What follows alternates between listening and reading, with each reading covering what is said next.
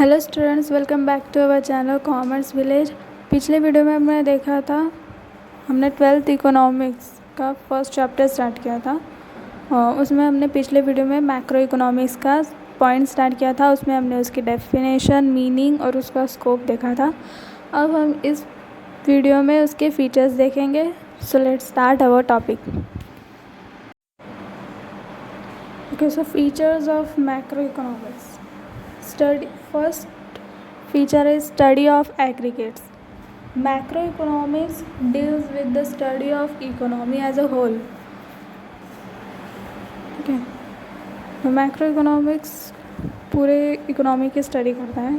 So it is concerned with the aggregate concepts such as national income, national output, national employment, general price level, business cycles etc. ये कुछ part है हमारे economy के, वो उनके बारे में पूरा स्टडी करता है. अब हम एक एग्जांपल लेंगे नेशनल इनकम का. नेशनल इनकम में हमारे पूरे कंट्री का इनकम माना जाता है, तो उसके बारे में स्टडी करने का काम मैक्रो इकोनॉमिक्स करते हैं. तो ये उसका एक फीचर है. Then next feature is income theory. Macro economics studies the concept of national income, its different elements, methods of measurement and social accounting. देखिए, तो नेशनल इनकम की स्टडी करते हैं. तो वो नेशनल इनकम में क्या क्या स्टडी करते हैं, तो सबसे फर्स्ट तो उसके डिफरेंट एलिमेंट्स कौन से, उस नेशनल इनकम की कंसेप्ट क्या है और वो कौन से मेथड्स यूज़ करते हैं मेजरमेंट के लिए, और सोशल अकाउंटिंग जो कुछ भी होती है वो कैसे करते हैं, उसके सबके बारे में स्टडी करने का काम मैक्रो इकोनॉमिक्स करती है. Macro economics deals with aggregate demand and aggregate supply. Aggregate का मीनिंग होता है कि वो पूरे के पूरा पार्ट. अगर हम माइक्रो इकोनॉमिक्स की बात देखें तो वो सिर्फ एक इंडिविजुअल पार्ट की स्टडी करते हैं. तो इसके अपोजिट मैक्रो इकोनॉमिक्स है जो पूरे के पूरे पार्ट को स्टडी करते हैं. मतलब अब यहाँ पे aggregate demand and aggregate supply के बारे में बताया गया है. तो एग्रीगेट डिमांड मतलब पूरी के पूरी जितने भी पूरा एरिया है, पूरे एरिया मतलब पूरी की पूरी अब हमारी कंट्री है, तो हमारे कंट्री में किस चीज़ की ज़्यादा डिमांड है तो वो उसके बारे में स्टडी करेंगे. किस चीज़ का ज़्यादा सप्लाई है तो वो उसके बारे में स्टडी करेंगे. ऐसा it explains the causes of fluctuation in the national income that lead to business cycles, that is inflation and deflation. मतलब देखिए, फ्लक्चुएशन हमारे जो नेशनल इनकम है उसमें क्या क्या फ्लक्चुएशंस आते हैं, वो उनके रीज़न्स ढूंढने की कोशिश करते हैं, वो उसे एक्सप्लेन करते हैं. जैसे कि है इन्फ्लेशन और डिफ्लेशन, ये दो कॉजेस होते हैं. Then third is general equilibrium analysis. ठीक है, तो macro economics deals with the behaviour of large aggregates and their functional relationship. अब देखिए, मैक्रो इकोनॉमिक्स जो है वो किसके साथ डील करते हैं. देखिए, large aggregates and their functional relationship. उनकी जो फंक्शनल रिलेशनशिप्स होती है वो उनके साथ डील करते हैं. मतलब देखिए, अब लार्ज एग्रीगेट्स बोला है मतलब बहुत बड़ा पार्ट होता है, वो उनके बारे में स्टडी करते हैं. और जो फंक्शनल रिलेशनशिप के बारे में भी. General equilibrium deals with the behaviour of demand, supply and prices in the whole economy. अब हमारी इकोनॉमी जो है उसमें जो पूरा डिमांड है, जितना भी सप्लाई होता है, जितनी भी गुड्स एंड सर्विसेज है, उसके प्राइसेस, मतलब वो पूरे इकोनॉमी की स्टडी करते हैं. Then fourth is interdependence. Macro analysis takes into account interdependence between aggregate economic variables such as income, output, employment, investment, price level etc.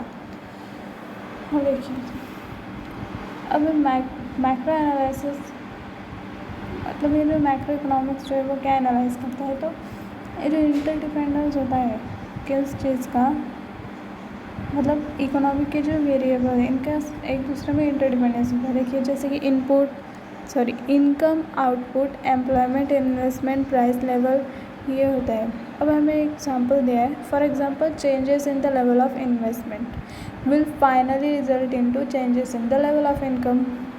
अब देखिए, अब अगर हमें अब जस्ट एग्जाम्पल के लिए देखो कि अगर हमारा इस साल ज़्यादा इनकम आता है तो हमारे इसके फाइनल इनकम पे भी उसका इफ़ेक्ट पड़ता है। अगर हमारी इन्वेस्टमेंट ज़्यादा हुई तो इनकम भी ज़्यादा आएगा हमारा, अगर कम इन्वेस्टमेंट हुई तो हमारा इनकम भी कम आएगा।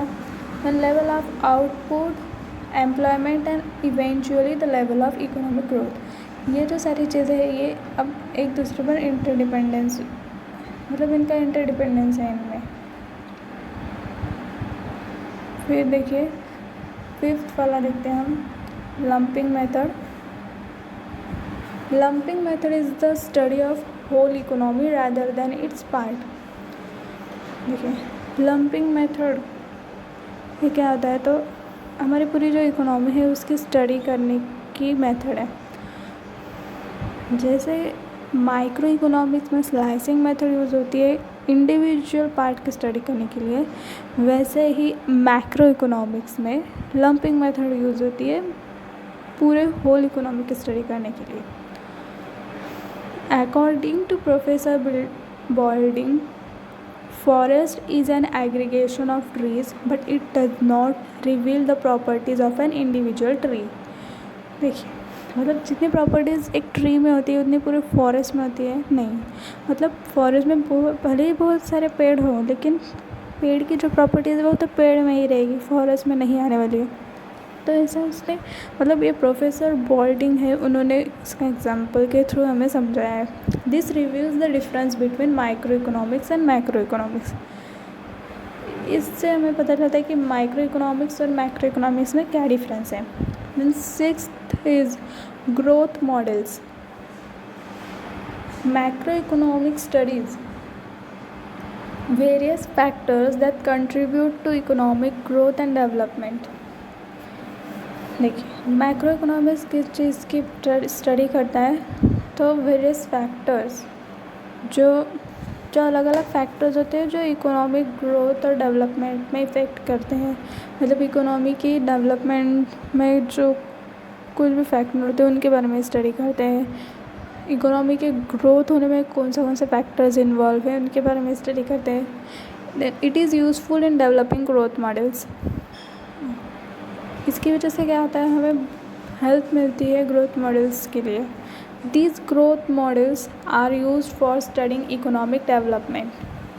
हमारी इकोनॉमी की डेवलपमेंट होने के लिए इसको यूज़ किया जाता है। For example Mahalanobis growth model emphasised on basic heavy industries.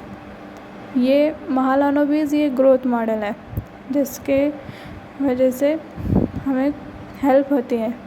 Then 7th is general price level. Determination and changes in general price level are studied in macroeconomics। अब देखिए जिन चीज़ों की वजह से हमारे प्राइस में जो जनरल प्राइस लेवल है उनमें चेंज आ जाता है, तो उन फैक्टर्स के बारे में मैक्रो इकोनॉमिक स्टडी करते हैं। Then general price level in the average of all prices of goods and services currently being produced in the economy. फिर जनरल प्राइस जो है उसके लेवल के हिसाब से उसके एवरेज को निकाला जाता है, फिर सारी गुड्स एंड सर्विसेज की करंट प्राइस निकाली जाती है जो भी हमारी इकोनॉमी में प्रोड्यूस होता है। देन 8वां फीचर है policy oriented. According to Keynes macro economics is a policy oriented science. इसका मतलब ये है कि हमारी जो इकोनॉमी है उसमें जो भी कुछ इकोनॉमिकली कुछ प्रॉब्लम्स आ जाती है तो उनको सॉल्व कैसे किया जाए, उनको मतलब उनके बारे में स्टडी करने वाला एक साइंस है। It suggest suitable economic policy to promote economic growth, generate employment, control of inflation and depression etcetera. ये कुछ भी प्रॉब्लम्स जो है उस पर हमें सल्यूशन देने का काम इसकी वजह से होता है। तो ये था हमारा 8वां फीचर। तो देखिए हम एक बार हाईलाइट कर लेते हैं हमारे फीचर्स। फर्स्ट था हमारा study of aggregates, then second income theory, third general equilibrium analysis, fourth interdependence, fifth lumping method, six growth models, and seventh is general price level, policy oriented है। ये हमारा लास्ट था। तो अभी फ़िलहाल तो हम यहीं पे रुकते हैं। नेक्स्ट वीडियो में हम हमारा इम्पोर्टेंस जो रह गया है हमारा लास्ट टॉपिक वो हम कंटिन्यू करेंगे। सो तब तक के लिए टेक केयर।